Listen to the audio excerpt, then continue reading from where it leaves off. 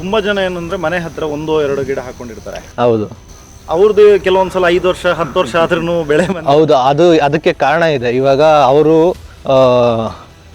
ಯಾವ ಥರ ಮಾಡಿರ್ತಾರೆ ಅಂದರೆ, ಕಸಿ ಮಾಡಿರಲ್ಲ ಗಿಡನ. ಕಸಿ ಮಾಡ್ದಿರ ಇವಾಗ ಬೀಜ ಹಾಕಿದ್ರೆ ಪ್ಲ್ಯಾಂಟ್ ಬರುತ್ತಲ್ಲ, ಆ್ಯಕ್ಚುಲಿ ಅದರಲ್ಲೂ ಇದು ಬರುತ್ತೆ, ಫಸಲು ಬರುತ್ತೆ. ಬಟ್ ಬೀಜದಿಂದ ಬೆಳೆಯೋಂಥ ಕ್ರಾಪ್ ಇದೆಯಲ್ಲ, ಅದು ನೋಡಿ, ಈಗ ಇದು ಬೀಜದಿಂದ ಬೆಳೆದಿರೋದು ಮರ. ಇದು ಆ್ಯಕ್ಚುಲಿ ಅರ್ಶಿನ ಮರ ಥರ ಆಗುತ್ತೆ, ಅರ್ಶಿನಕಾಯಿ ಮರ ಥರ ಆಗುತ್ತೆ. ಇದು ತುಂಬ ಲೇಟಾಗಿ ಬರುತ್ತೆ. ಬಂದಿದೆ, ಬಟ್ ಕಡಿಮೆ. ಇದೆಲ್ಲ ಕ್ರಾಪ್ ಬರೋದು ಆಲ್ಮೋಸ್ಟ್ 5-6 ಇಯರ್ಸ್ ಮೇಲೆ. ಕೆಲವೊಂದು ಇವನ್ ನಾವು ಫರ್ಟಿಲೈಸರ್ ಕೊಟ್ಟಿರೋದಕ್ಕೆ ಇದು ಬಂದಿರೋದು. ಕೆಲವೊಂದು ಮನೆ ಹತ್ರ ಒಂದೊಂದು ಗಿಡ 2 ಗಿಡ ಹಾಕಿರ್ತಾರೆ, ಅವ್ರು ಗೊಬ್ಬರ ಹಾಕಲ್ಲ ಅಲ್ವಾ. ನೀಟಾಗಿ ಇದಕ್ಕೆ ಏನು ಹಾಕಬೇಕು, ಏನು ಕೊಡಬೇಕು ಅನ್ನೋದು ಗೊತ್ತಿರಲ್ಲ ಅವ್ರಿಗೆ. ಅವರು ಔಷಧಿನೋ ಏನೇನೋ ಹೊಡಿತಾ ಇರ್ತಾರೆ. ಆ್ಯಕ್ಚುಲಿ ಇದಕ್ಕೆ ಔಷಧಿನೇ ಕೇಳಲ್ಲ.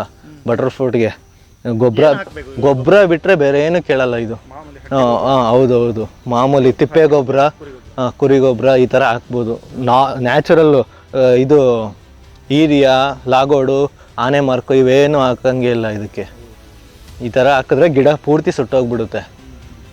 ಅದೇ ಆ ಕನ್ಫ್ಯೂಷನ್ಸ್ ಅಲ್ಲೇ ತುಂಬಾ ಜನ ಮನೆಯಲ್ಲಿ ಆಗಿಲ್ಲ. ಹೌದು.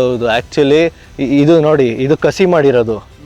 ಇದೆಲ್ಲ ಕಸಿ ಮಾಡಿರೋ ಗಿಡ. ಕಸಿ ಮಾಡಿರೋ ಗಿಡ ಜಾಸ್ತಿ ಉದ್ದ ಬೆಳೆಯಲ್ಲ.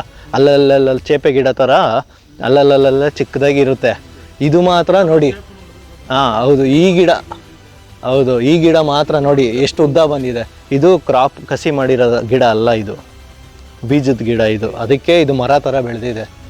ಇದು ನಾವು ಗಿಡಗಳೆಲ್ಲ ಹೋದ್ಮೇಲೆ ತಗೊಂಬಂದು ಉಣ್ದಾಗ, ಅವ್ರ ಹತ್ರ ಗಿಡಗಳಿಲ್ಲ ಅಂತಂದಾಗ ಆಮೇಲೆ ನಾವು ತಗೊಂಬಂದು ಇದನ್ನ ಅವ್ರ ಹತ್ರ ಉಣಿದ್ದು. ದೇವನಹಳ್ಳಿ ಹತ್ರ, ಉಗ್ಗನವಾಡಿ ಹತ್ರ ಏನಿಲ್ಲ. ಇವಾಗ ಇದ್ರನ್ನು ನಾವು ರೆಡಿ ಮಾಡ್ಕೊಬೋದು. ಸುಳಿ ಹೊಡೆದು ಬಿಡ್ಬೇಕು ಪೂರ್ತಿ. ಸುಳಿ ಎಲ್ಲ ಹೊಡೆದ್ರೆ ಇಲ್ಲೇ ಕೆಳಗಡೆನೆ ಬಿಟ್ಕೊಳುತ್ತೆ. ಇಲ್ಲ ಅಂದರೆ ಮರ ಥರ ಆಗ್ಬಿಡುತ್ತೆ ಹಂಗೆ ಬಿಟ್ರೆ. ಇದು ಕೂಡ ಅಷ್ಟೇ, ಮೇಲೆಗಡೆ ಸುಳಿ ಎಲ್ಲ ಕಟ್ ಮಾಡಿದ್ರೆ ಇಲ್ಲೇ ಕೆಳಗಡೆನೆ ಹಬ್ಕೊಂಬಿಡುತ್ತೆ ಎಲ್ಲ ಪೂರ್ತಿ. ಜಾಸ್ತಿ ಮೇಲೆ ಹೋದಷ್ಟು ಇಲ್ಲ, ಹೋಗ್ಬೋದು, ಪರವಾಗಿಲ್ಲ. ಅಂದರೆ ಫ್ಯೂಚರಲ್ಲಿ ಮರ ಆಗ್ಬಿಟ್ರೆ ಕಷ್ಟ.